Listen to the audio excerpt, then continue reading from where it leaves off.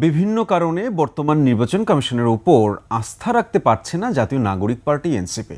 বাংলা মোটরে এনসিপির কেন্দ্রীয় কার্যালয়ে সংবাদ সম্মেলনে কথা জানিয়ে দলের সদস্য সচিব আক্তার হোসেন বলেছেন, অবিলম্বে ইসি পুনর্গঠন এবং স্থানীয় সরকার নির্বাচনে উদ্যোগ নেয়ার দাবিতে বুধবার বেলা 11টায় ইসির কার্যালয়ের সামনে বিক্ষোভ করবে দলটি। সংস্কার কমিশনের প্রস্তাবকে নাকচ করেছে বিদ্যমান নির্বাচন কমিশন। এর ফলে এই কমিশনের উপরে আস্থা রাখা সম্ভব নয় বলেই আমরা মনে করি।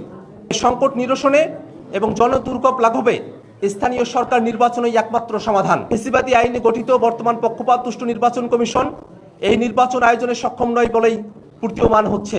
এই দাবিতে আগামীকাল জাতীয় নাগরিক পার্টি এনসিপি ঢাকা মহানগরের উদ্যোগে সকাল 11টায় নির্বাচন কমিশন কার্যালয়ের সামনে বিক্ষোভ সমাবেশ অনুষ্ঠিত হবে।